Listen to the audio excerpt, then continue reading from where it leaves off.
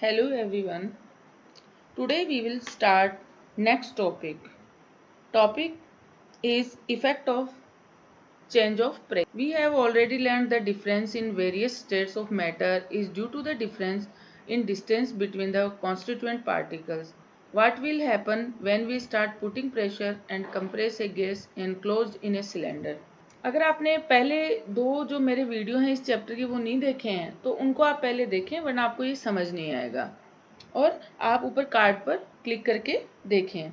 Effect of change of pressure, हम ये देखते हैं कि प्रेशर का चेंज होने से, प्रेशर मीन्स पी, तो पी के चेंज होने से मैटर के ऊपर क्या इफेक्ट पड़ता है। तो मैटर जो है चेंज हो जाए, अपना जो मैटर का जो स्टेट है वो चेंज हो जाती है प्रेशर से। बच्चों ये समझो आप, जैसे कि अगर हम कोई चीज़ गैसियस स्टेट में है, फॉर एग्जांपल CO2 है, तो CO2 गैसियस स्टेट में है, तो अब हम ये देखिए यहाँ, जैसे यहाँ मान लीजिए आप CO2 गैस है, अब इसके ऊपर हमने पिस्टन से प्रेशर दिया तो और इसके ऊपर थोड़ा और प्रेशर दिया तो CO2 जो है ड्राई आइस के रूप में कन्वर्ट हो जाती है। CO2 ड्राई आइस के रूप में कन्वर्ट हो जाती है, सॉलिड हो जाती है, सॉलिड फॉर्म में आ जाती है, सॉलिड कार्बन डाइऑक्साइड बन जाती है और उसका टेम्परेचर हम कम कर दें अंडर हाई प्रेशर एंड हम decrease of temperature, then we can convert the matter state from gaseous to solid state.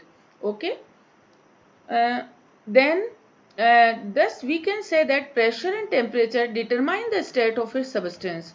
तो हम ये कह सकते हैं कि प्रेशर और जो टेम्परेचर जो है ये जो है सबस्टेंस की स्टेट को डिटरमाइन करता है। अब हम टेम्परेचर उसका बढ़ा देंगे और हम उसका प्रेशर एकदम कम कर देंगे तो वो जो कोई भी स्टेट है जैसे लिक्विड गैसेस में चेंज हो जाएगी या सॉलिड डायरेक्ट गैसेस में चेंज हो जाएगी। Okay, after that evaporation. What is evaporation? Do we always need to heat or change pressure for changing the state of matter? आपने ये देखा होगा कि हम जो है प्रेशर में और हीट में चेंज करें तो हम मैटर की स्टेट को चेंज कर सकते हैं।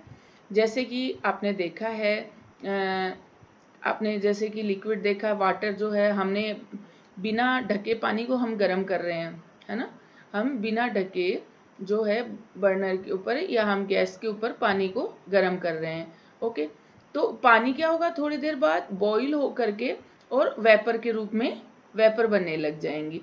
ओके, आउटर सरफेस से वेपर के रूप में पानी उड़ जाएगा।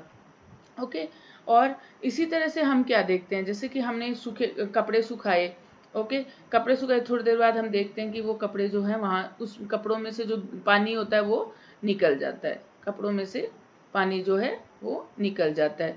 तो वो पानी कहाँ जाता है, वो पानी जो है ऊपर वेपर के रूप में उड़ जाता है।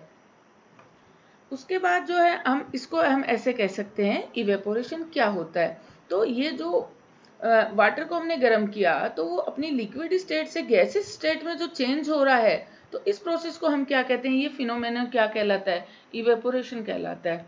तो phenomenon of change of a liquid into vapours at any temperature below its boiling point.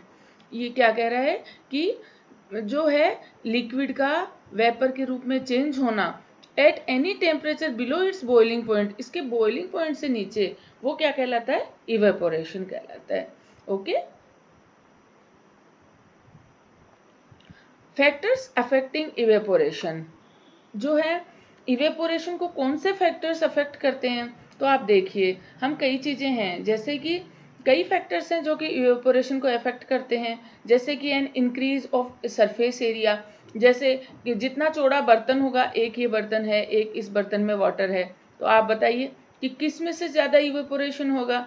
हम अच्छे से जानते हैं क्योंकि यहाँ सरफेस ज़्यादा है, ज़्यादा दूर में वाटर है, तो ये बॉयल होके ज़्यादा इवेपोरेट करेगा और ये इतनी कम सरफेस में कम इवेपोरेशन इसका होगा।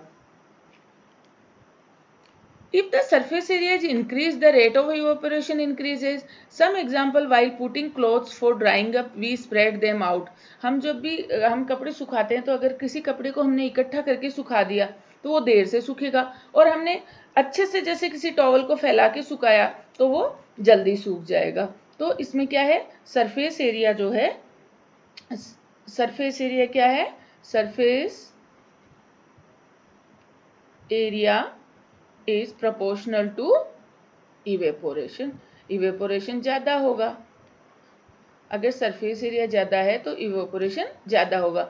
एक दिन आपको पहले ही मैंने बताया था प्रोपोर्शनल का, अगर सीधा सीधा हम लिख देते हैं तो इसका मतलब ये इंक्रीज होएगा तो ये भी इंक्रीज होएगा, ये डिक्रीज होगा तो ये भी डिक्रीज होगा। Okay, then next, an increase of temperature. Temperature हम बढ़ा देंगे तो ऑब्वियसली ये भी जो है ये वेपर स्टेट में जल्दी चली जाएगी। Number of particles, more number of particles get enough kinetic energy to go into the vapour state.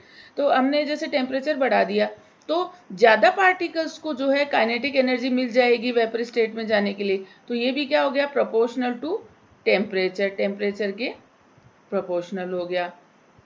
उसके बाद यह है ए डिक्रीज इन ह्यूमिडिटी। ह्यूमिडिटी अगर होगी, अगर ह्यूमिडिटी होगी तो इवेपोरेशन ज़्यादा होगा कि कम होगा? कम होगा, क्योंकि उसमें पहले से एटमॉस्फेयर में वाटर वेपर है ह्यूमिडिटी के रूप में, तो वो जो है इतनी जल्दी वेपर में नहीं चेंज हो पाएगा। तो ह्यूमिडिटी के लिए हम यहाँ लिखेंगे 1 upon humidity, because humidity humidity बढ़ेगी, इवेपोरेशन कम होगा। Okay, evaporation is 1 upon humidity.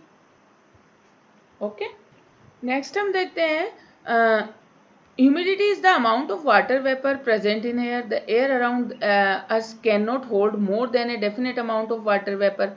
हम ये जानते हैं कि जो है ज़्यादा जो है ना वेपर जो एटमोसफेयर में ज़्यादा हम नहीं कर सकते, वो जो है ह्यूमिडिटी उसको भाई वाटर और नहीं ले सकता एटमोसफेयर जब पहले से ह्यूमिडिटी है तो if the amount of water is air is already high the rate of evaporation decreases. तो जो इवेपोरेशन की रेट जो है कम हो जाएगी, भाई पहले से ही एटमोसफेयर में ह्यूमिडिटी है तो कैसे करेगा। Okay, then and increase in wind speed. Speed, wind की स्पीड अगर इंक्रीज होगी तो इवेपोरेशन बढ़ेगा। It is a common observation that clothes dry faster on a windy day. With the increase in wind speed the particles of water vapor move away with the wind and decreasing the amount of water vapor in the surrounding। जैसे कि हवा चल रही है, तेज हवा चल रही है तो क्या सूखेंगे और वहां से इवेपोरेशन होकर के वो जो वाटर वेपर थी वो दूसरी जगह चली जाएंगी, तो उस जगह हवा आ जाएगी तो और जल्दी वो दूसरा भी इवेपोरेट होने के लिए उसको जगह मिल जाएगी। इसलिए ये भी जो है प्रोपोर्शनल टू विंड स्पीड, भाई विंड स्पीड ज़्यादा होगी तो इवेपोरेशन ज़्यादा होगा। तो आप ये देख ले केवल और केवल ह्यूमिडिटी के ही, ह्यूमिडिटी बढ़ती है ना तभी इवेपोरेशन कम होता है, बाकी सब में इवेपोरेशन भी बढ़ता है जब temperature, surface area, wind speed ये बढ़ते हैं तो इवेपोरेशन भी बढ़ेगा। How does evaporation cause cooling? Evaporation से कूलिंग कैसे होता है? In an open vessel, the liquid keeps on evaporating. The particles of liquid absorb energy from the surrounding to regain the energy lost during evaporation. This absorption of energy from surrounding make the surrounding cold. तो ये क्या करता है कि जब humidity होती है तो वो क्या करता है अपने चारों तरफ से, भाई एनर्जी बढ़ेगी तभी तो इवेपोरेशन होगा, तो उनके चारों तरफ की एनर्जी वो ले लेगा तो एटमॉस्फेयर में वहाँ की जो हीट है वो कम हो जाएगी और इससे उसका सराउंडिंग जो है क्या हो जाएगा, कोल्ड हो जाएगा। Okay, what happens when you pour some acetone nail polish remover on your palm? क्या होता है जब आप कुछ एसीटोन जैसे नेल पॉलिश रिमूवर आता है जिससे हम नाखून की नेल पॉलिश को रिमूव करते हैं, वो हम हमारी हथेली पर रख लें तो क्या होगी, हम ये देखते हैं कि हमें ठंडा ठंडा लगता है। तो क्यों? क्योंकि वो देखो कुछ देर बाद ही 1 या 2 मिनट में ही हम जो रखेंगे पाम के ऊपर, हमारी हथेली के ऊपर, वो उड़ जाएगा। तो उड़ेगा कैसे? क्योंकि वो इवेपोरेट होगा। तो इवेपोरेट होने के लिए एनर्जी तो चाहिए ना, तो वो एनर्जी हमारी पाम से लेता है वो। तो पाम का टेम्परेचर जैसे बॉडी टेम्परेचर 37 डिग्री सेंटीग्रेड है, तो वो वहां से एनर्जी लेगा तो हमें पाम क्या महसूस होती है, कूल महसूस होती है। तो कैसे ली? तो अब आपको ये समझ जाना चाहिए कि ये जो एसीटोन या नेल पॉलिश रिमूवर है ये एनर्जी गेन करके इवेपोरेट होता है, इसलिए हथेली पर रखते ही हमें वो ठंडा ठंडा फील होता है। After a hot sunny day, people sprinkle water on the roof or open ground because the large latent heat of evaporation of water helps to cool the hot surface. आपने देखा होगा जैसे गर्मी ज़्यादा होती है तो हम बाहर मिट्टी में पानी छिड़क देते हैं, लॉन में पानी छिड़कते हैं तो हमें वहाँ ठंड लगती है। तो क्यों? क्योंकि वहाँ का जो वाटर है वो वेपर बन के उड़ेगा तो वेपर बन के वो उड़ेगा तो वहां पे क्या करेगा, क्या छोड़ेगा, एनर्जी लेगा, वहां से एनर्जी लेगा तो वहां पे क्या होगा, कूल हो जाएगा, कूल टेम्परेचर हो जाएगा, वहां का थोड़ा टेम्परेचर डिक्रीज हो जाएगा। Why should we wear cotton clothes in summer, हम जो है समर के अंदर कॉटन क्लॉथ्स क्यों पहनते हैं? During summer we perspire more because of the mechanism of our body which keeps us cool. We know that during evaporation the particles at the surface of the liquid gain energy from the surrounding and और body surface and change into vapour. भाई हमारे जो पसीने वगैरह आते हैं वो क्या होता है कि एनर्जी लेते हैं बॉडी से और वो फिर क्या है वाटर वेपर के रूप में चले जाते हैं। तो इससे क्या है, एनर्जी जो बॉडी की होती है वो कम हो जाती है और इससे हमें क्या लगता है, हमारी बॉडी कूल हो जाती है। Cotton, being a good absorber of water, helps in absorbing the sweat and exposing it to the atmosphere for easy evaporation. Cotton cloth क्या करते हैं, हमारा जो स्वेट है, पसीना है, उसको सोख लेते हैं और उसको इवेपोरेट भी उससे हो जाता है, इसलिए हमारी बॉडी को उससे कूलनेस फील होती है, ठंड फील होती है। Why do we see water droplet on the outer surface of glass containing ice cold water? हम, ये बहुत अच्छा क्वेश्चन है बच्चों, बहुत वेरी इंटरेस्टिंग क्वेश्चन। आप ये बताइए, जैसे आपने फ्रिज में से एकदम कूल पानी निकाला, ओके, फ्रिज में से आपने, डायग्राम थोड़ा ऐसे बनाए, आपने फ्रिज में से कूल वाटर निकाला और इसमें एकदम ठंडा पानी है, तो आप ये देखेंगे कि कुछ देर बाद गिलास के बाहर जैसे वाटर ड्रॉपलेट हो जाती हैं। ओके, अब ये वाटर ड्रॉपलेट कहाँ से आई बच्चों? अब आप सोच रहे होंगे कि ये तो गिलास के अंदर जो पानी था ना वो बाहर आ गया। नहीं बच्चों, गिलास के अंदर जो पानी था ना वो बाहर नहीं आया। आप इस चीज को समझिए, ग्लास के अंदर जो एकदम कोल्ड वाटर है, अंदर क्या है, कोल्ड वाटर। अब बाहर जो है एयर के अंदर, एयर में वाटर जो है वेपर के, वाटर वेपर है, वाटर वेपर है। अब जो ये वाटर वेपर जो है गिलास से टकराएंगी तो वेपर जो वाटर जो वेपर के रूप में है वो यहाँ पे क्या है, टेम्परेचर कम है, तो टेम्परेचर कम टेम्परेचर में वो वेपर ड्रॉपलेट के रूप में इकट्ठी हो जाएंगी। यहाँ पे ड्रॉपलेट के रूप में इसके टच होते ही वो पानी बन जाएगा, तो पानी बन जाएगा तो वो बाहर गिलास के बाहर हमें पानी दिखता है। इसीलिए हमें water droplet on the outer surface of glass ये हमें दिखती हैं, हमें आउटर सरफेस के ऊपर ग्लास के वाटर ड्रॉपलेट दिखती हैं, क्योंकि अंदर का टेम्परेचर कूल है, बाहर वाटर वेपर के रूप में पाया जाता है, तो वो क्या है, यहाँ पे टच होते ही फिर से लिक्विड स्टेट में आ जाता है। ओके बच्चों, ये बहुत अच्छा क्वेश्चन एग्जाम में पूछा जाता है। Okay, then we read this. Now scientists are talking of 5 state of matter: solid, liquid, gas, plasma and Bose-Einstein condensate. Okay, plasma, the state consists of super energetic and super excited particles. Plasma state कौन सी मानी गई है matter की, कि जो कि super energy होती है एंड सुपर एक्साइटेड पार्टिकल्स होते हैं। These particles are in the form of ionized gas. The fluorescent tube and neon sign bulb consist of plasma. Inside a neon sign bulb, there is neon gas, and inside a fluorescent tube, there is helium gas or some other gas. The gas gets ionized, that is, get charged. When electrical energy flow through it, this charging up creates a plasma growing inside the tube or bulb. The plasma glows with a special color depending on the nature of gas.